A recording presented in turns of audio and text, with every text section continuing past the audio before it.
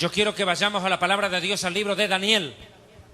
Uno de los libros más difíciles de traducir en la historia.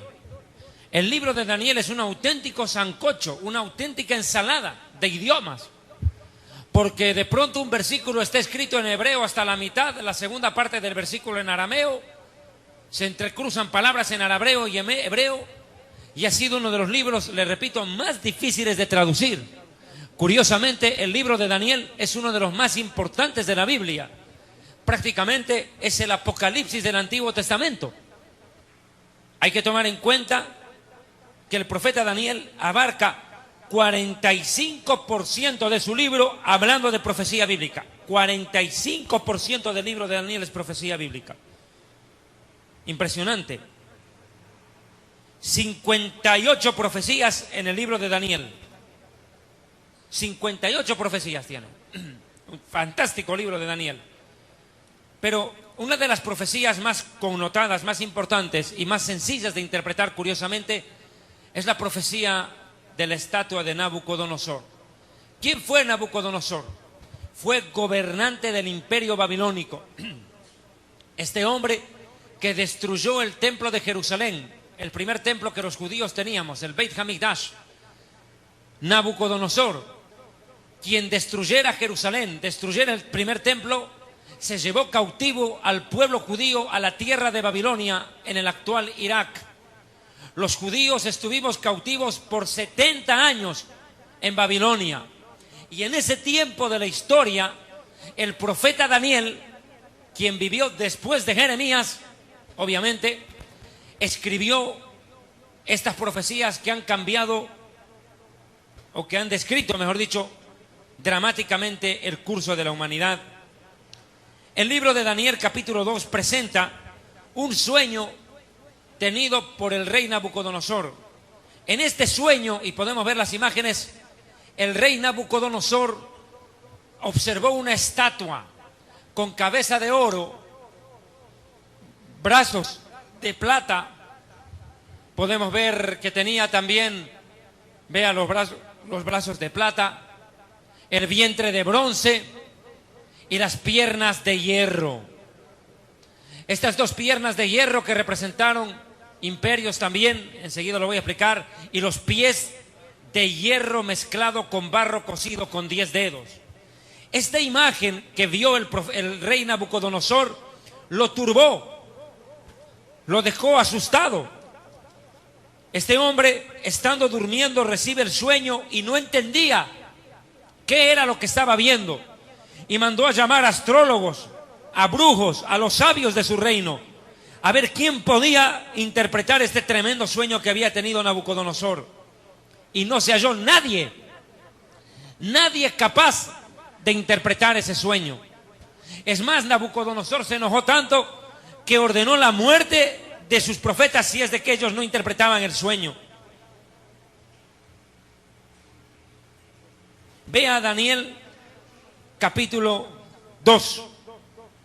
Por favor, tenga la amabilidad. Daniel capítulo 2, versículo 1 en adelante, lee Tony. Adelante. En el segundo año del reinado de Nabucodonosor, tuvo Nabucodonosor sueños y se perturbó su espíritu, y se le fue el sueño. Hizo llamar el rey a magos, astrólogos, encantadores y caldeos, para que le explicasen sus sueños. Vinieron pues y se presentaron delante del rey. Y el rey les dijo: he tenido un sueño, y mi espíritu se ha turbado por saber el sueño. Los astrólogos y los magos que habían en Babilonia eran los mejores del mundo. Si hay algo por lo cual se caracterizó el imperio babilónico, es por tener los mejores astrólogos de la historia, según dicen ellos, los mejores brujos, superiores inclusive a los hechiceros que habían en Egipto. Su capacidad era impresionante. Y no solamente desarrollaron la astrología, es decir, la brujería, sino que eran excelentes astrónomos. Observaban el cielo, las constelaciones, podían hacer cálculos matemáticos casi perfectos. Era gente muy preparada, muy inteligente. Pero definitivamente no pudieron con el sueño del rey. Entonces, mire lo que dice Daniel capítulo 1, versículo 20. Dentro de ese imperio, dentro de toda esa multitud de magos y brujos, habían 3 muchachos judíos, que vivían en Babilonia, y uno de ellos era Daniel. Y mire lo que dice en Daniel 1:20. En todo asunto de sabiduría e inteligencia que el rey les consultó, los halló 10 veces mejores que todos los magos y astrólogos que habían en su reino. Imagínense.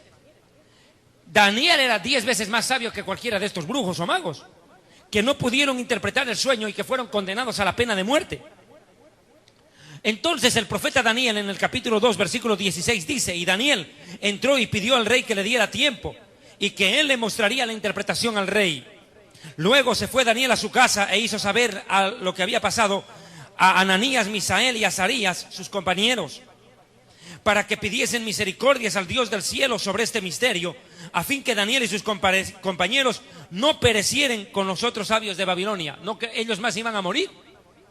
Y los judíos fueron y clamaron al Dios de Israel y le dijeron: Dios, tú le has dado este sueño a este hombre que ni siquiera se acuerda con lo que se ha soñado, solo sabe que está turbado, despertó y no sabe ni con lo que se soñó, y ahora no sabe cómo resolverlo, y corrían peligro de morir los mismos sabios judíos. Entonces, mira lo que pasó. El secreto, verso 19, le fue revelado a Daniel en visión de noches, por lo cual bendijo Daniel al Dios del cielo. Una de las profecías de Daniel que resulta más sencilla de entender es la relacionada con el sueño del rey Nabucodonosor, una de las predicciones más asombrosas jamás reveladas al hombre. El rey soñó con una gran imagen, cuya cabeza era de oro fino, el pecho y los brazos de plata, el vientre y los muslos de bronce, las piernas de hierro, los pies parte de hierro y parte de barro cocido. Seguidamente, una roca cortada no por hombre golpeó la imagen en los pies, reduciéndola a polvo, que luego desparramaría el viento. A su vez, la roca que golpeó la imagen se convirtió en una gran montaña que llenó toda la tierra.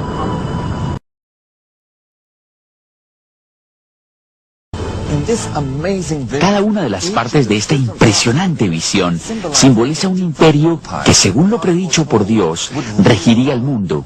Daniel mismo dijo a Nabucodonosor: tú eres aquella cabeza de oro. En la antigüedad, Babilonia recibía el apelativo de ciudad dorada. La cabeza alude a que los babilonios eran grandes pensadores, astrónomos, astrólogos y científicos.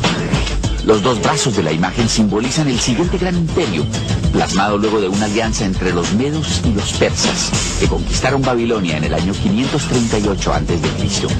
Estos eran muy hábiles con las manos y expertos en artesanía y construcciones. El imperio medo-persa fue subyugado por los griegos en el año 333 a.C. Dios equiparó a estos últimos con el vientre de la imagen. En efecto, los griegos fueron conocidos por su hedonismo y búsqueda del placer, simbolizados por el vientre o los apetitos de la carne. Roma fue el siguiente imperio de gran envergadura, ejemplificado en esta imagen por las piernas de hierro. Fue el más poderoso de los antiguos imperios y gobernó el mundo con puño de hierro. Las piernas son alegóricas de un imperio dividido en Oriente y Occidente. Representan también la afición por la marcha exhibida por los romanos. Además, son la parte más larga de la imagen, lo cual coincide con el hecho de que Roma fue la potencia mundial más longeva. Duró casi 1000 años. Mire, la imagen es contundente. Lo que está viendo Nabucodonosor es precisamente esto. Una imagen con cabeza de oro, plata, bronce, hierro y finalmente hierro mezclado con barro cocido. Esta imagen representa los imperios que habrían de venir en el futuro, a lo largo de la historia. Y si hay algo que comprueba la profecía bíblica, precisamente es la historia universal, que demuestra la existencia de imperios que ya habían sido profetizados por Daniel. Enseguida voy a explicar uno por uno estos imperios. Pero mire cómo acaba y cómo llega el fin de esta estatua. Viene una piedra desde el cielo que golpea violentamente la estatua y la hace pedazos, literalmente, la hace polvo. Y esa piedra que viene de los cielos se expande por el mundo entero y forma un monte que llena toda la tierra, absolutamente toda la tierra. Esta es la imagen que tuvo el rey Nabucodonosor. Curiosamente, Babilonia es uno de los imperios más fuertes que existieron en la historia. Se los caracterizaba no solo por su sabiduría, por sus cálculos matemáticos casi perfectos. Los babilonios tuvieron otras características más. Babilonia construyó los famosos jardines colgantes, una de las 7 maravillas del mundo. En Babilonia no solo estaba eso, se les llamaba la ciudad dorada. Trabajaban el oro, hacían auténticas joyas de oro. Los babilonios desarrollaron de manera impresionante la orfebrería. Los babilonios habían alcanzado un imperio y un poder aplastante sobre los demás imperios del mundo. Con decirle, una vez más lo digo, que Nabucodonosor arrasó con todos los imperios de su tiempo y los sometió a su reinado. Y no se libró ni siquiera Israel. El mismo Israel soportó el peso del imperio de Nabucodonosor. ¿Cuándo fue esto? Cuando el pueblo judío en la época de Jeremías vivió una época muy parecida a la que estamos viviendo hoy, donde en la nación de Israel tenía cantidades de profetas, pero todos falsos. El único profeta verdadero era Jeremías. Mientras todos los profetas falsos hablaban de prosperidad y de bendición, como estos ladrones que sacan el money al cash y dejan en la luna a la gente, idéntico. Todos hablaban de dinero, de bendición, de prosperidad. ¿Y por qué? Porque el templo estaba en Jerusalén. Decían, bueno, como el templo de Jerusalén está aquí, quiere decir que Dios está con nosotros y todo nos va a ir bien. Pero no se dieron cuenta que el pecado dentro de la nación había alcanzado ya el límite de la paciencia de Dios. Y Dios les dice, no viene bendición, viene castigo. Dios dice, yo voy a traer al rey Nabucodonosor, voy a desolar este lugar, voy a hacer llevar a las tribus cautivas, y luego de 70 años, escuche, de 70 años, una generación, dice Dios, voy a volver a traer a los judíos, pero al rey de Babilonia castigaré por su maldad. Porque Babilonia no solamente que era un imperio poderoso, Babilonia tenía un ejército realmente perverso, eran salvajes los babilonios. Ellos acostumbraban a invadir los pueblos y a agarrar a la gente, a abrirle el cuerpo en vida y sacarle el corazón y comérselo. Eran salvajes, terriblemente sanguinarios. Era un imperio terriblemente sanguinario. Y Jeremías fue deportado a Babilonia. Muchos murieron, porque hay algunos que alcanzaron a regresar a Israel en la época de Nehemías, de Esdras, y vieron el segundo templo de Jerusalén reconstruido y lloraban. Unos dicen de alegría al ver el templo construido y los otros lloraban de tristeza porque el segundo templo no era tan bello como el primero.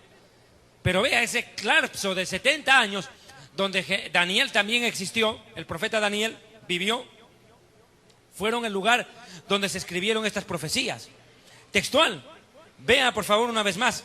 Y cuando se hayan cumplido los 70 años, dice el Señor, castigaré al rey de Babilonia y a aquella nación por su maldad, a la tierra de los caldeos.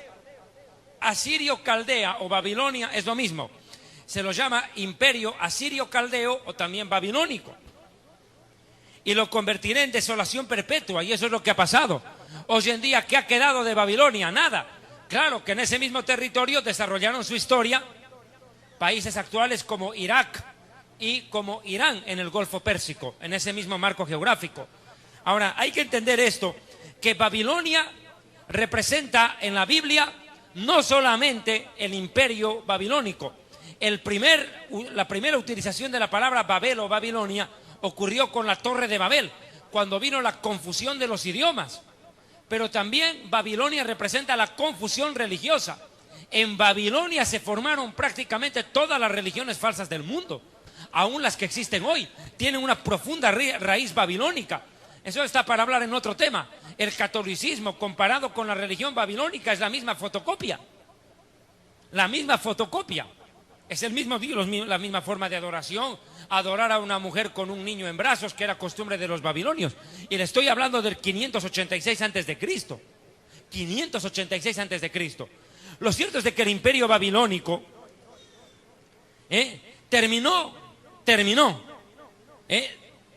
acabado, destruido. Y esto estaba escrito en Daniel capítulo 9, verso 2. Lea por favor. En el primer año de su reinado, yo Daniel miré atentamente en los libros el número de los años de que habló el Señor al profeta Jeremías.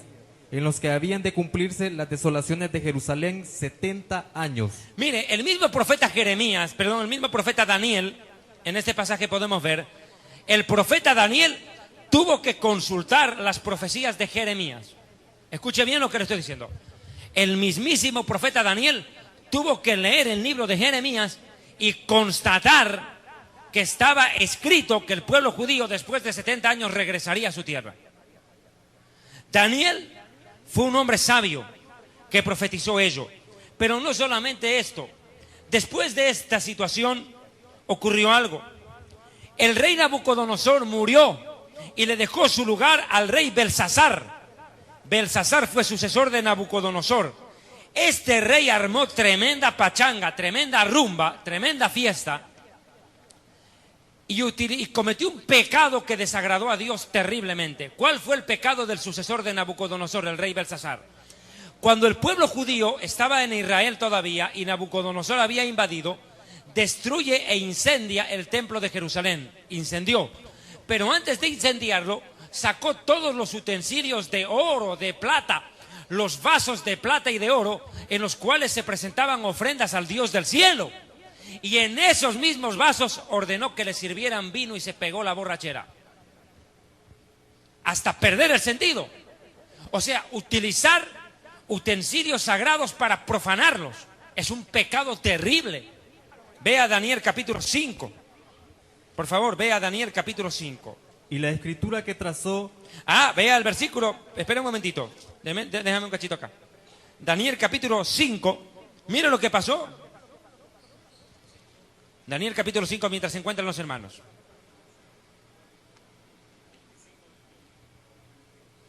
Versículo 1. El rey Belsasar. Lea por favor. El rey Belsasar hizo un gran banquete a 1000 de sus príncipes, y en presencia de los 1000 bebían vino. Belsasar, con el gusto del vino, mandó que trajesen los vasos de oro y de plata que Nabucodonosor su padre había traído del templo de Jerusalén, para que bebiesen en ellos el rey y sus grandes, sus mujeres y sus concubinas. Entonces fueron traídos los vasos de oro que habían traído del templo de la casa de Dios que estaba en Jerusalén, y bebieron en ellos el rey y sus príncipes, sus mujeres y sus concubinas. Bebieron vino y alabaron a los dioses de oro y de plata, de bronce, de hierro, de madera y de piedra. En aquella misma hora aparecieron los dedos de una mano de hombre que escribía delante del candelero sobre los encalados de la pared del palacio real, y el rey veía la mano que escribía. Entonces el rey palideció y sus pensamientos lo turbaron, y se debilitaron sus lomos y sus rodillas daban la una con la otra. Pobrecito, qué susto que se tiró. En medio de su borrachera, de haber utilizado los utensilios del Dios vivo y verdadero para adorar a dioses falsos y pegarse la borrachera, ese momento aparece en una mano sin brazo, solamente la mano, y empieza a escribir en la pared. ¿Y qué cosa fue lo que escribió? Y la escritura que trazó es: Mene, Mene, Tekel, Uparsin. Esta es la interpretación del asunto. Mene, contó el Señor tu reino y le ha puesto fin. Tekel, pesado has sido en balanza y fuiste hallado falto. Pérez, tu reino ha sido roto y dado a los medos y a los persas. Vea, esta es una prueba clara de que les digo. Mezclan el arameo con el hebreo en el mismo versículo y pareciera que dijera otra cosa. Porque si usted mira palabra por palabra, Mene, Mene, Tekel se repite, pero el Uparsin ya no aparece, aparece el Pérez. Pero Pérez en hebreo es lo mismo que Uparsin en arameo, que significa: ha sido destrozado tu reino, te ha sido quitado, ha sido destronado, le dice. Ha sido puesto en la balanza y hallado falto. O sea, Belsasar fue el rey que llevó a la caída del imperio que conquistó su padre. Realmente la visión tuvo que haber sido tan turbadora, dice que las rodillas se le chocaban una contra la otra. Y esto exactamente ocurrió 70 años después de que Nabucodonosor, el papá de Belsasar, haya llevado cautivo al pueblo judío, para que se cumpla la profecía de Jeremías 25:12, lo repito una vez más: cuando sean cumplidos los 70 años, castigaré al rey de Babilonia y a aquella nación por su maldad. ¿Cuál fue la maldad de Babilonia? Destruir el templo, llevarse cautivos a los judíos y encima utilizar los utensilios del Dios de Israel para borrachera y adoración de dioses paganos. Eso colmó la ira de Dios y provocó la caída del imperio babilónico. ¿A manos de quién cayeron los babilónicos? Del rey Medo-Persa. Los Medo-Persas. ¿Quiénes fueron ellos? Mire, el imperio de Medo-Persia fue desarrollado por el rey Artajerjes. Los historiadores griegos comentan que el ejército medo-persa estaba compuesto por más de 1 millón de soldados. Imagínense, tremendo ejército en aquel tiempo ya. 1 millón de soldados. Y el rey Artajerjes tenía la costumbre de sentarse en su trono en una colina y desde ahí observaba el desfile militar de sus soldados. Y en una oportunidad cuentan los historiadores que al rey Artajerjes le tomó, escuche, le tomó día y medio terminar de ver pasar a todos sus soldados desfilando delante de él. Tan numeroso ejército, 1 millón de soldados. Este ejército de los medopersas acabó con el imperio babilónico, lo acabó, lo destruyó. ¿Dónde estaba profetizado esto? En Daniel 2:39. Veamos por favor en la imagen los brazos de plata. Imagen. Gracias. Lea por favor Daniel 2:39 mientras se detiene la imagen ahí. Después de ti levantaré otro reino, inferior al tuyo, y luego un tercer reino de bronce. No, hasta ahí nomás. Levantaré otro reino inferior al tuyo. Inferior. ¿Por qué dice inferior? Primero porque está debajo de la cabeza, los brazos. Segundo, la característica, y deje la imagen ahí, es que, mire, son 2 brazos, obviamente. Un brazo representa al imperio medo y el otro a los persas. Eran 2 pueblos que se unieron y fusionaron en un imperio. Medos y persas se unieron para derribar a los babilónicos. Ahora, ¿por qué curiosamente los brazos? Una de las características de los medopersas es que eran expertos ingenieros. Ellos eran hábiles constructores. Los medopersas se caracterizaron por hacer tremendas edificaciones. Utilizaban las manos con mucha precisión. Hasta en ese detalle la profecía bíblica de Daniel es clara. ¿Cómo cayeron los babilonios a manos de los medopersas? Mire, fue impresionante la batalla en la cual fueron destruidos. Daniel capítulo 8, 20-21 describe ya la caída del imperio babilónico a manos de los medopersas. Lea, página 4 del libro Historia del Futuro. En cuanto al carnero que viste, que tenía 2 cuernos, estos son los reyes de Media y de Persia. El macho cabrío es el rey de Grecia, y el cuerno grande que tenía entre sus ojos es el rey primero. Perdón, yo me estoy equivocando, déjelo ahí, yo me estoy equivocando, perdóname, yo me equivoqué. Esto es cuando viene el rey de Grecia. Bueno, escúcheme bien, este imperio, el imperio medo-persa, existió en la época, lo repito una vez más, de el rey Artajerjes. Pero este rey Artajerjes fue el rey que ordenó la reconstrucción de Jerusalén.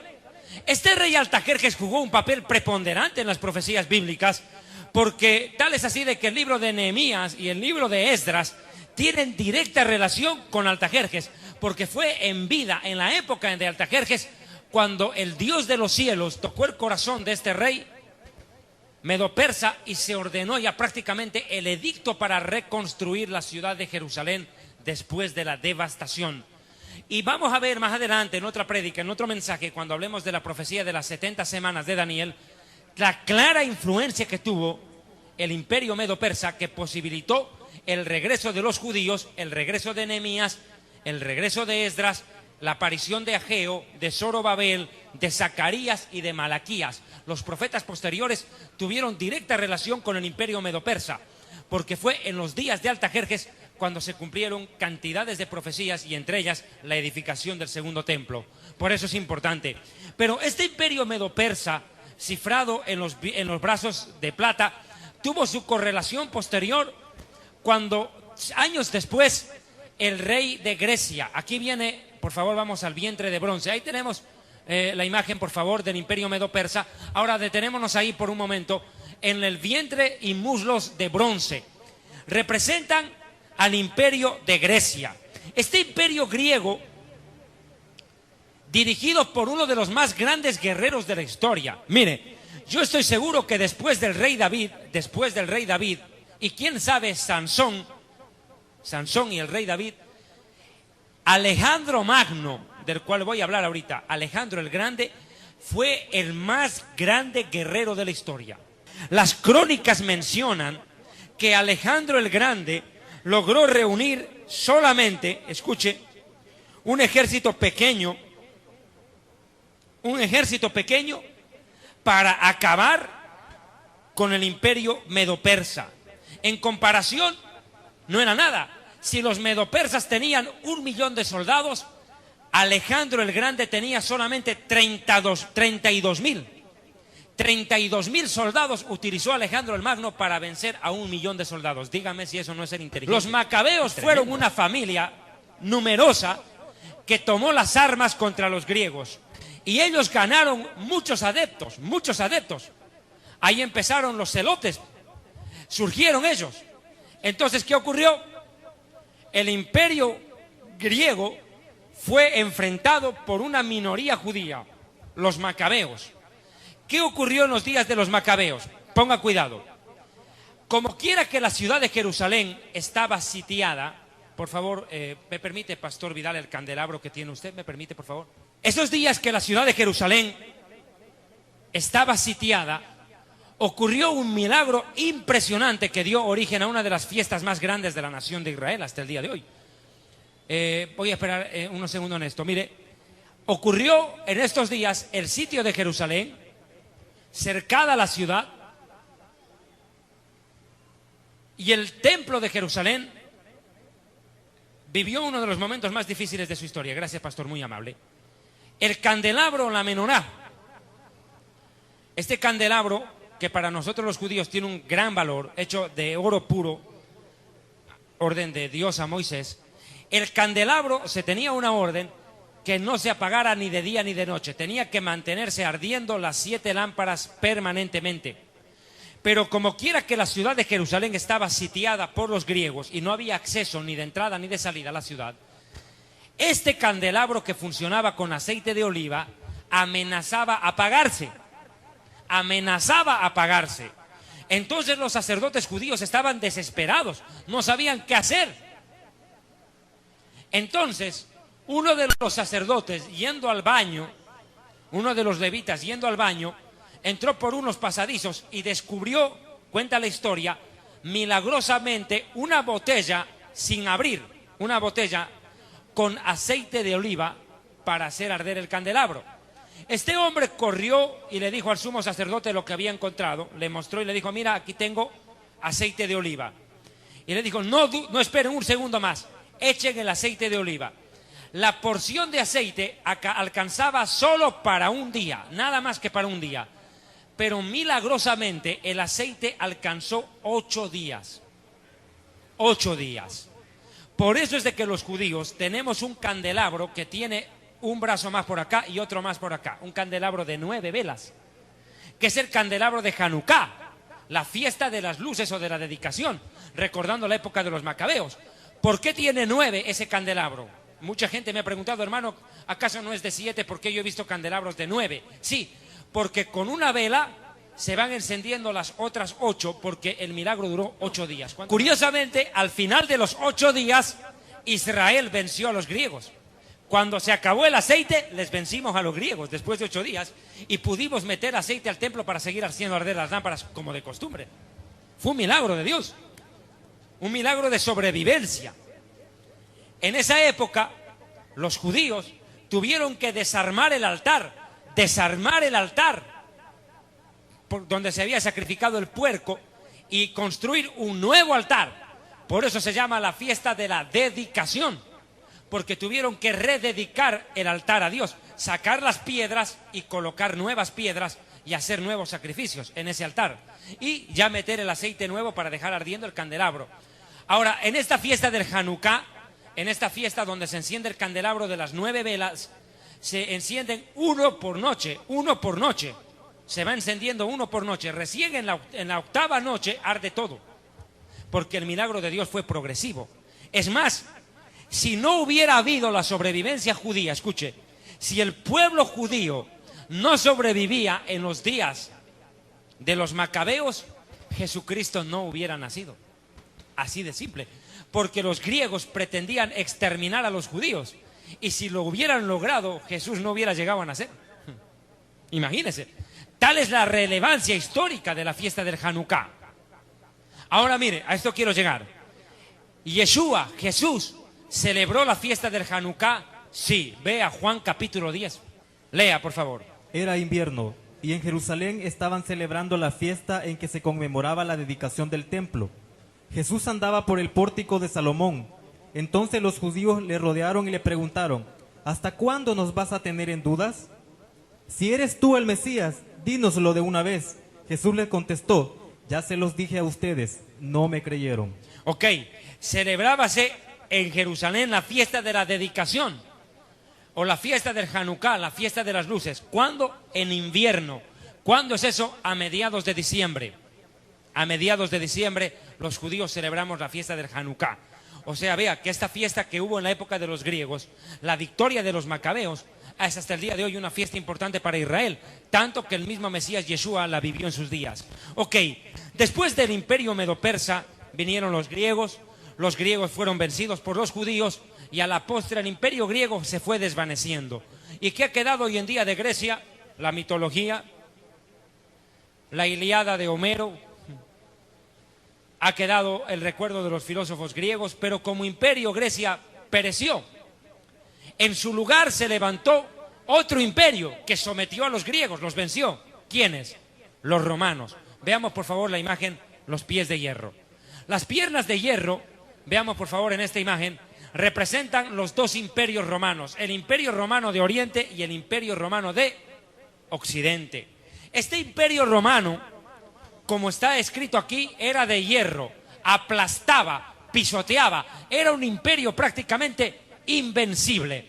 Los césares romanos lograron consolidar en Roma uno de los mejores imperios de la historia. Su trascendencia fue impresionante. El imperio romano duró 1000 años, increíble. 1000 años duró el imperio romano. Fue el imperio de más larga duración.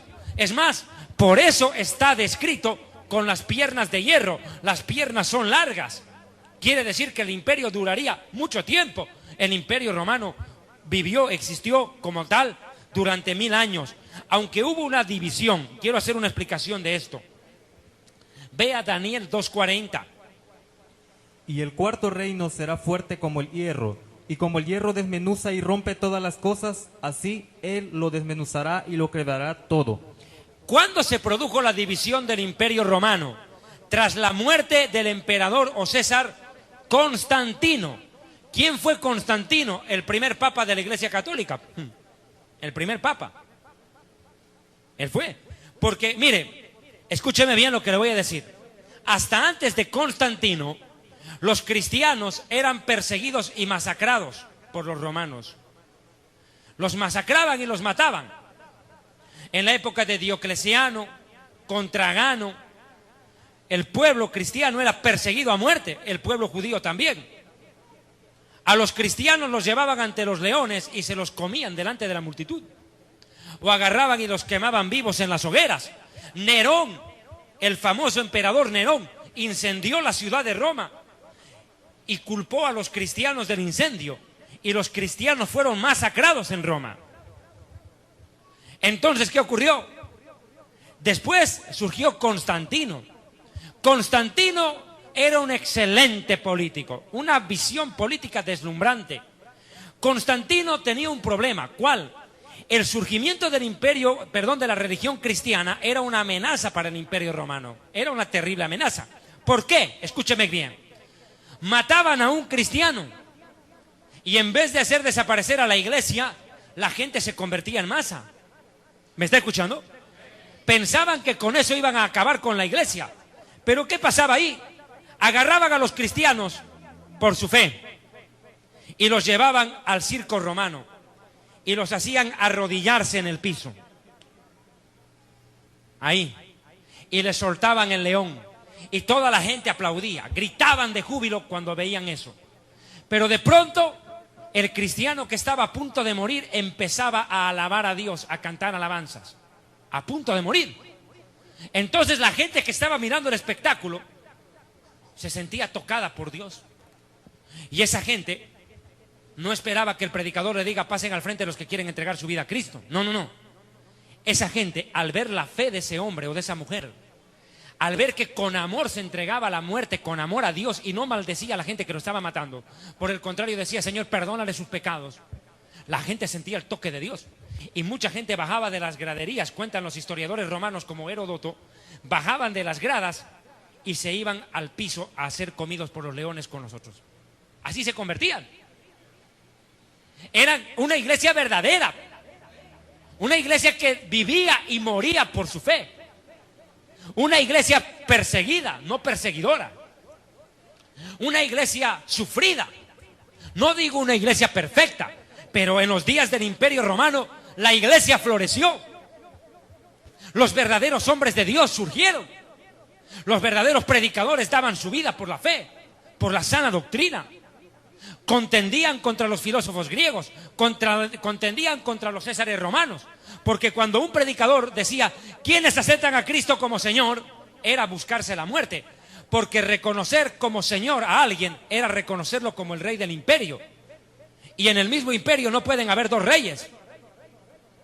Al César se lo consideraba un dios, y el César era el emperador romano. ¿Me está entendiendo, verdad? Entonces, cuando una persona decía Jesucristo es el Señor, estaba diciendo el gobernante, el presidente, no es nada. Eso era buscarse la muerte.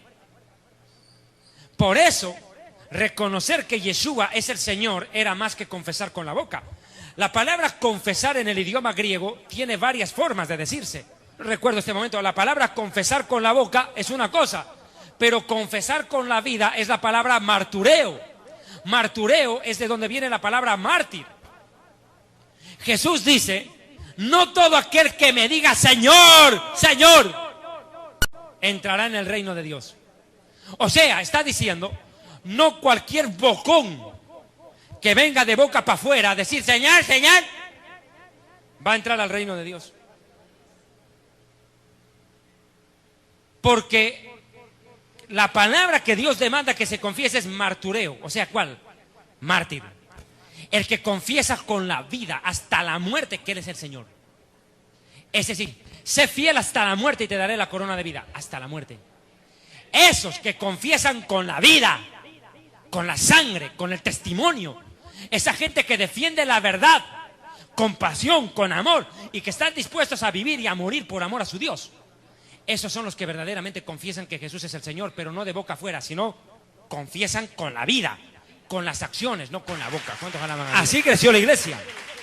Pero el Imperio Romano fue tremendamente cruel. El Imperio Romano fue cruel. Pero entonces, ¿qué pasó? Constantino dijo, bueno, a ver, esta nueva religión llamada cristianismo está a punto de dividirme el imperio. ¿Por qué? Porque el Imperio Romano era un imperio politeísta. Adoraban a varios dioses, tenían varias religiones. Y Constantino dijo, mira, estos cristianitos están creciendo multitudinariamente. Si yo no freno esto, me van a dividir el imperio. Y como dijo el príncipe Maquiavelo, si no puedes con tu enemigo, únete a él. ¿Y qué dijo Constantino? A partir de hoy, prohibido matar cristianos. Desde hoy, religión oficial del Sacrosanto Imperio Romano, el cristianismo, dijo. Dejen de perseguir a los cristianos. Ahora yo mismo me convierto. Y se convirtió entre comillas. Y lo convierte un hereje llamado Arrio. Él lo bautizó, un hereje, para colmo. ¿Y qué hizo Constantino? Declarar como religión oficial del imperio el cristianismo. Pero no porque Constantino se haya convertido, no porque Constantino haya nacido de nuevo, no, sino porque el hombre dijo, si no me uno a los cristianos, me dividen el imperio. Astuto, inteligente, un político brillante, un buen mentiroso, vivísimo. Y miren lo que pasó.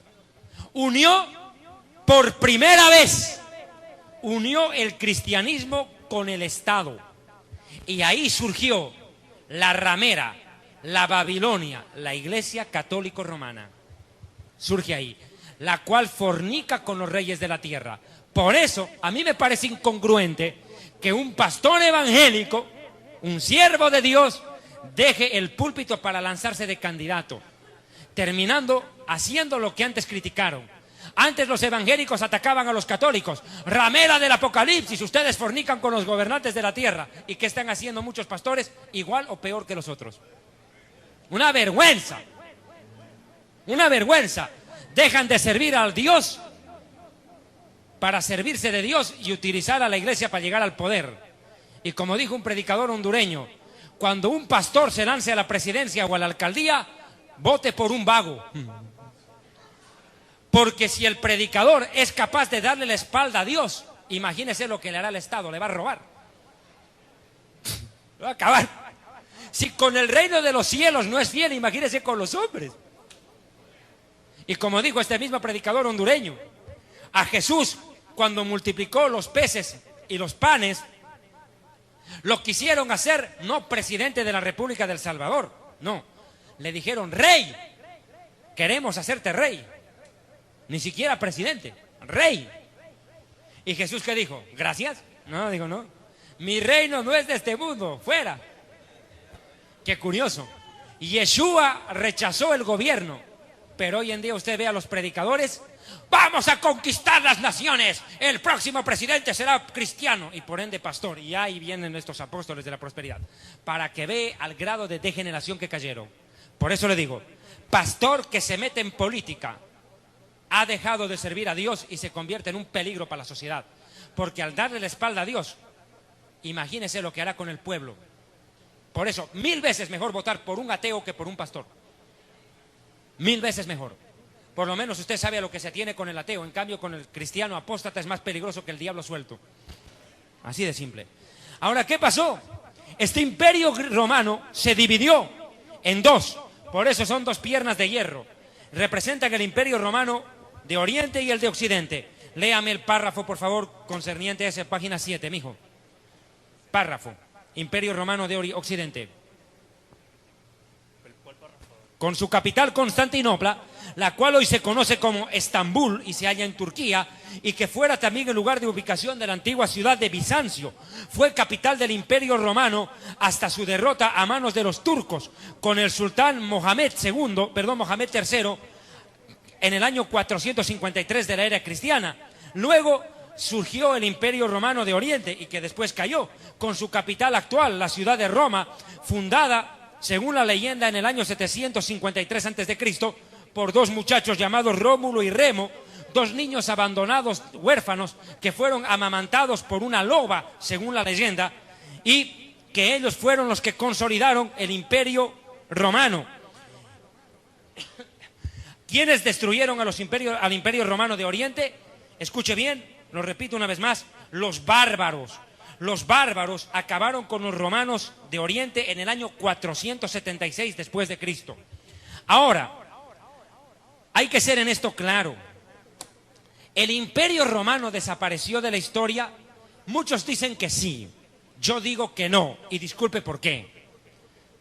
Grandes eruditos dicen que el Imperio Romano desapareció con la caída del Imperio Romano de Oriente a manos de los bárbaros en el 476 después de Cristo. No desapareció y yo tengo dos razones para decirlo. La Iglesia Católica Romana hizo sobrevivir al imperio. Con un papa que es casi un César, un emperador. Un hombre que se cree Dios en tres personas, porque lo llaman papa, cuando Mateo 23:9 dice, a nadie llamaréis papa o abba en hebreo, porque uno solo es vuestro Padre y está en el cielo. Él dice, abba en hebreo significa papá, que significa a Dios, Dios Padre, y lo llaman el Santo Padre. Otra, lo llaman el sumo sacerdote o sumo pontífice, cuando la Biblia me dice en el libro de los Hebreos que hay un sumo sacerdote, un sumo pontífice, el cual es Yeshua, Jesús, el cual ascendió a los cielos y se sentó a la diestra del Padre.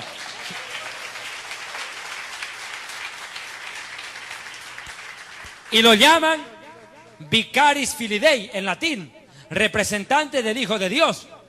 Dicen de que el Papa es el representante del Hijo de Dios, pero eso es una mentira, porque cuando Yeshua ascendió a los cielos, no dejó a Pedro como Papa y no dejó a la Iglesia Católica constituida. Él dejó como su representante al Espíritu Santo, no a un hombre. Es más, Pedro no podía ser Papa, porque después negó 3 veces. No podía hacerlo. Pero usted dirá, pero hermano, el mismo Jesús lo restauró 3 veces cuando le dijo: Pedro, ¿me amas? Sí, apacienta mis ovejas, apacienta mis corderos. Pedro, ¿me amas? Sí, pastorea. O sea, dicen que ya con eso lo restauró, pero qué grave problema. En el libro de los Gálatas, Pablo casi lo agarra puñete a mí limpio a Pedro por haber dicho una blasfemia. O sea, Pedro no podía ser Papa. Es más, a Pedro lo llaman Papa en el año 300 después de Cristo. O sea, a Pedro ni se enteró que lo nombraron Papa, ni se enteró. Murió sin enterarse que lo habían nombrado Papa. Es más, Pedro mismo dice, en el libro de Pedro dice, en la epístola de Pedro: acercaos a Cristo, piedra viva, dice. O sea, el mismo Pedro dice que la piedra es Jesús. Pedro no es el Papa. Den un aplauso al Señor.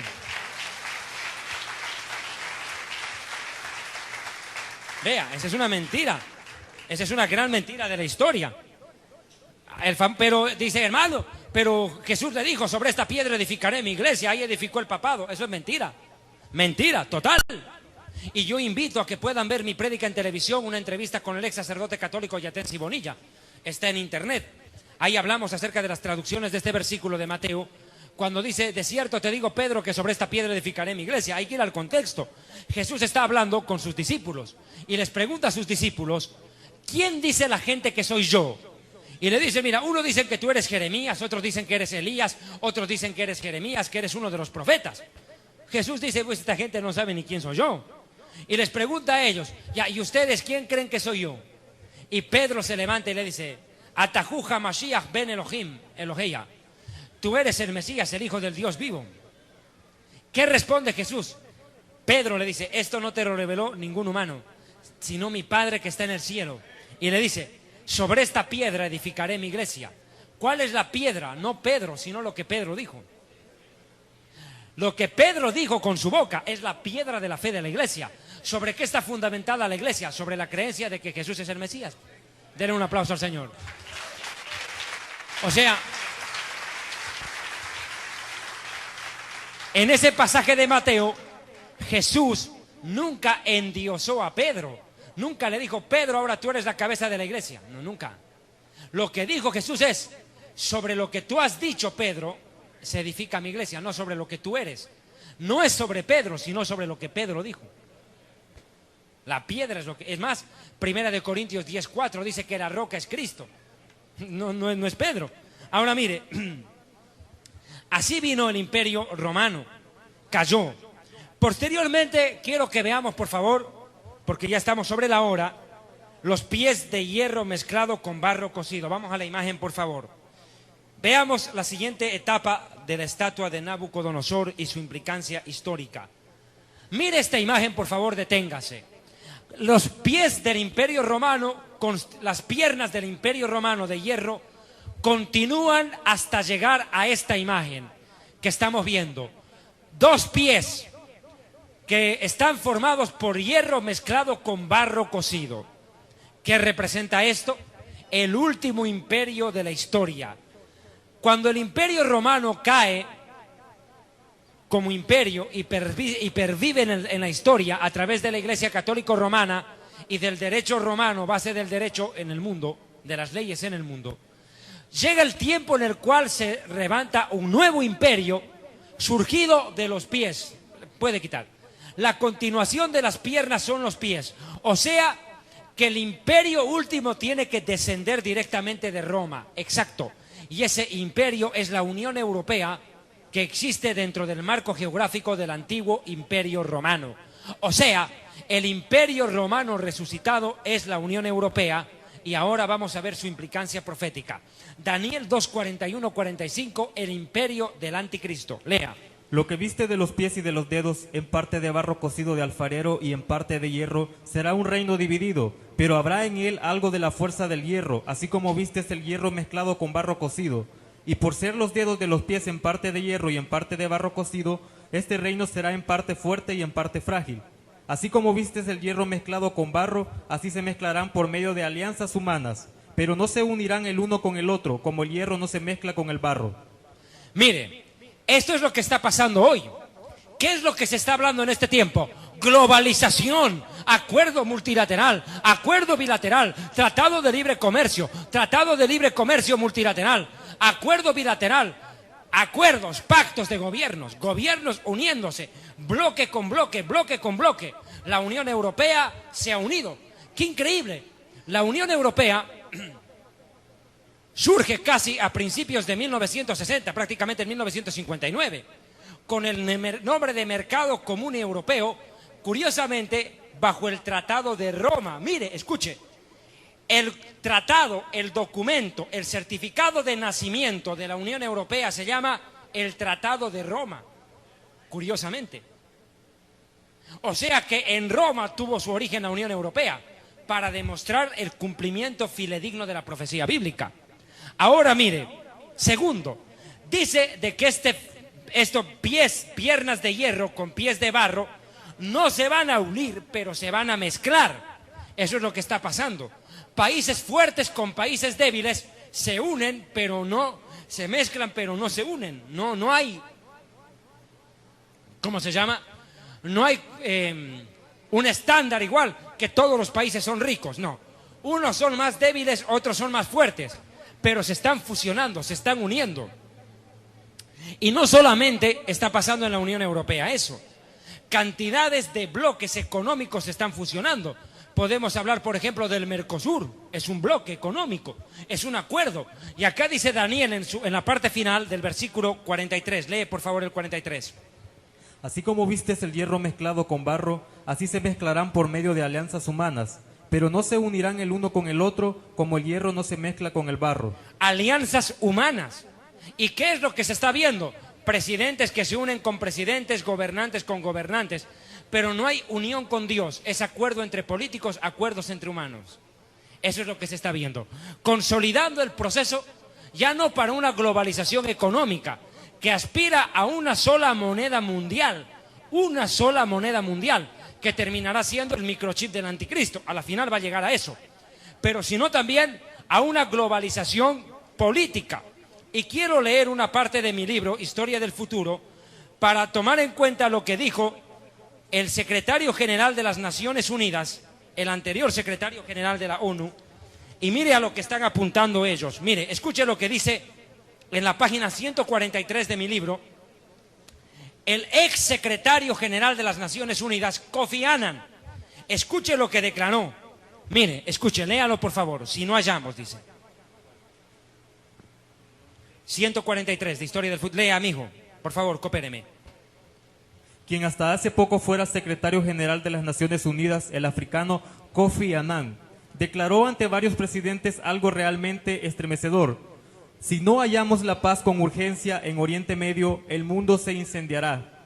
Además, es de impresión necesidad que en este tiempo surja un nuevo liderazgo mundial que potencie la unidad de los pueblos, que sea capaz de establecer un nuevo orden mundial, que abra la puerta al mundo para una nueva era de armonía internacional, que comande el proceso de globalización no solo en el área económica, sino que gobierne con leyes más justas la política y la sociedad, instaurando un nuevo régimen para todos los humanos, sin distinción alguna.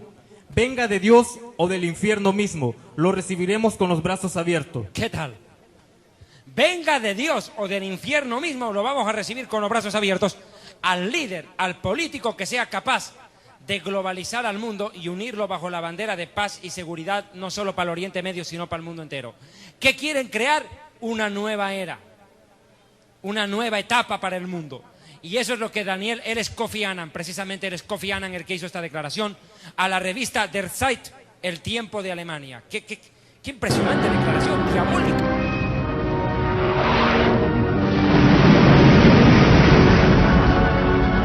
¿Qué representa esta piedra?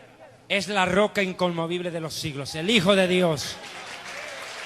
El Hijo de Dios que vendrá a la tierra a gobernar el mundo y acabar con el gobierno humano.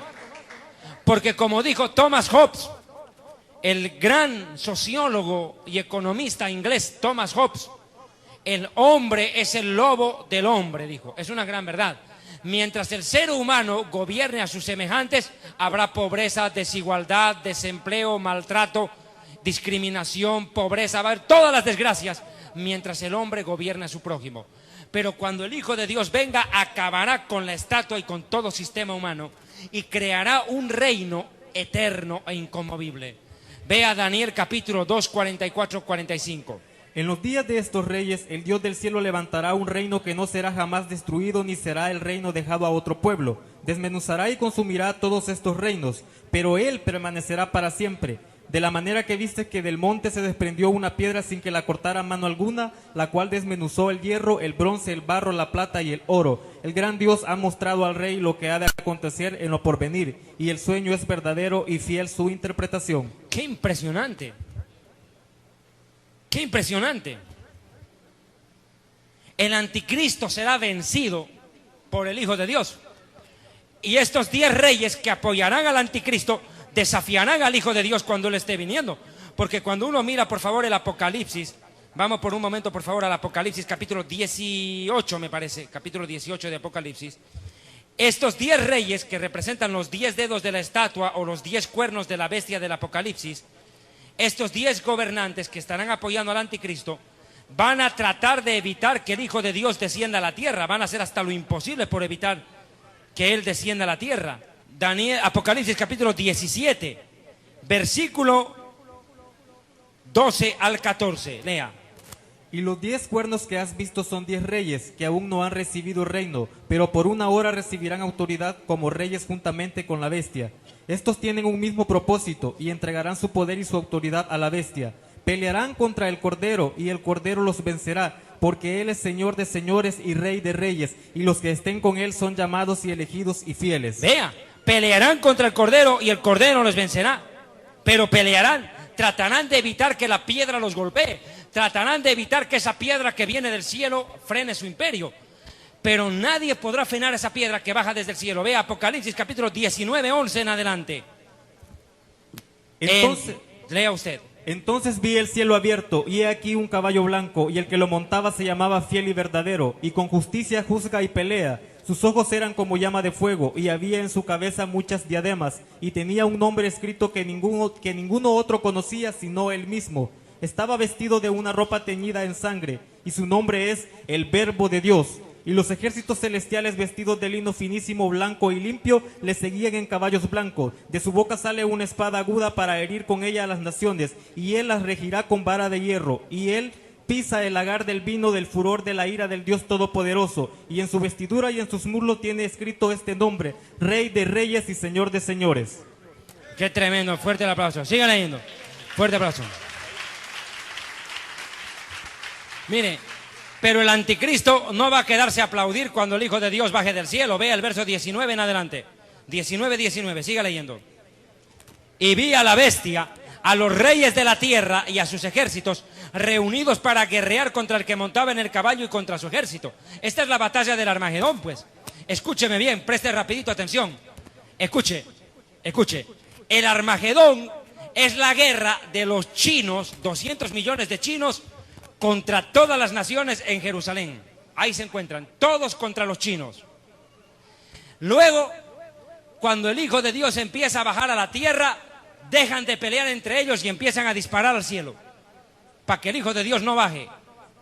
Y se convierte en una guerra de ángeles contra humanos, porque dice que los ejércitos celestiales bajan. ¿Qué es un ejército celestial? Ángeles. ¿Contra quién pelean? Contra humanos. Ángeles contra humanos se agarran en el Armagedón. Ese es el fin del Armagedón. Dice, ¿y qué va a pasar? Y vi a la bestia y a los reyes de la tierra y sus ejércitos reunidos para guerrear contra el que montaba en el caballo y contra su ejército de ángeles. Y la bestia anticristo fue apresada, y con ella el falso profeta, que había hecho delante de ella milagros con los cuales había engañado a los que recibieron la marca de la bestia y habían adorado a su imagen. Estos dos fueron a inaugurar el lago de fuego. Fueron vivos dentro de un lago que arde con fuego y azufre. Y los demás fueron muertos con la espada, con la palabra de la boca de Dios, que salía de la boca del que montaba en el caballo, y todas las aves se saciaron de ellos. Mire, ahí acaba ese imperio humano y da lugar a la instauración del reino de Dios en la tierra. Ese es el reino del Mesías, esa piedra. Y da lugar a un gobierno de 1000 años literales. Pero necesito mencionar rapidito, Zacarías 14, 1 al 5. El Hijo de Dios baja a la tierra como la piedra viene a golpear la estatua. Zacarías 14, 1 al 5. Porque yo reuniré a todas las naciones para combatir contra Jerusalén, y la ciudad será tomada y serán saqueadas las casas, y violadas las mujeres, y la mitad de la ciudad irá en cautiverio, mas el resto del pueblo no será cortado de la ciudad. Después saldrá el Señor y peleará con aquellas naciones como peleó en el día de la batalla, y se afirmarán sus pies en aquel día sobre el monte de los olivos, que está enfrente de Jerusalén, al oriente, y al monte de los olivos se partirá en medio, y vendrá el Señor mi Dios, y con él todos los santos. ¿Pero de dónde viene? Del cielo, como la piedra que viene y golpea la estatua. ¿Y qué pasará cuando el Hijo de Dios venga a la tierra? Dice que instaurará un reino que no será conmovido. Apocalipsis capítulo 20, 1 al 7, describe un reino de 1000 años. Por 1000 años vendrá a gobernar la tierra mientras el diablo está preso en el abismo. Lea Apocalipsis 20, 1 al 7. Vi un ángel que descendía del cielo con la llave del abismo y una gran cadena en la mano, y prendió al dragón, la serpiente antigua, que es el diablo y Satanás, y lo ató por 1000 años. Deténgase, 1000 años. Primera vez que dice 1000 años. Ponga cuidado a cuántas veces dice 1000 años. Siga. Y lo arrojó al abismo y lo encerró, y puso sellos sobre él. Cuando dice sello quiere decir candado, para que no pueda escapar de la celda. Siga. Para que no engañase más a las naciones, hasta que fuesen cumplidos 1000 años. 1000 años, segunda vez. Siga leyendo. Y después de esto debe ser desatado por un poco tiempo. Y vi tronos, y se sentaron sobre ellos los que recibieron facultad de juzgar. Y vi las almas de los decapitados por causa del testimonio de Jesús y por la palabra de Dios. Los que no habían adorado a la bestia ni a su imagen, y que no recibieron la marca en sus frentes ni en sus manos, vivieron y reinaron con Cristo 1000 años. 3 años, 1000 años por tercera vez. Y estos son los que mueren a manos del anticristo en la tribulación por haberse quedado en el arrebatamiento. Esta es la multitud, pero vea, 1000 años otra vez. Siga leyendo. Pero los otros muertos no volvieron a vivir hasta que fueron cumplidos 1000 años. ¿Y quiénes son los otros muertos? Todos los malvados. Los malvados no resucitan hasta el día del juicio final, y el día del juicio final es después del milenio. Y ahora está hablando de 4 veces ya 1000 años. Siga leyendo. Esta es la primera resurrección. Bienaventurado y santo el que tiene parte en la primera resurrección. La segunda muerte no tiene potestad sobre esto. ¿Cuál es la segunda muerte? Que lo manden al lago de fuego. Sino que serán... La primera muerte es ir al infierno, la segunda muerte es al lago de fuego. Bienaventurado el que tiene parte en la primera resurrección, la resurrección de los justos, los que se van en el arrebatamiento o los que resucitan al final de la segunda venida, que son justos, porque los creyentes no van al infierno, que es la muerte primera, ni al lago de fuego, que es la muerte segunda, pero los que no tienen parte en la resurrección de la iglesia, ni de los que se queden en la tribulación y mueran por su fe, tendrán que resucitar en el grupo de los injustos. Ahí sí, pobrecitos de ellos, porque van a ir a la muerte segunda, que es el lago de fuego. Sigue leyendo. Sino que serán sacerdotes de Dios y de Cristo, y reinarán con él 1000 años. Y siga leyendo. Cuando los 1000 años se cumplan, Satanás será suelto de su prisión. Qué curioso. En este pasaje 6 veces aparece la expresión 1000 años. Y esto tiene una relación. Escuche, 1000 años, 6 veces. El mundo será gobernado por los humanos 6000 años. Y los judíos ya estamos al borde del año 6000. Lo único que falta es el día séptimo, el milenio séptimo, cuando el Mesías gobierne el mundo entero, para completar la semana de 1000 años, 7 días. Amados hermanos, para mí ha sido un verdadero gusto compartir con ustedes. Sé que este imperio, que jamás no será destruido, es el imperio del Mesías que viene para siempre a reinar. De mi parte ha sido un verdadero privilegio, amigos de Historia del Futuro. Muchísimas gracias, Pastor Vidal Alvarado. Hermanos, estamos en la iglesia CRET, desde la República del Salvador.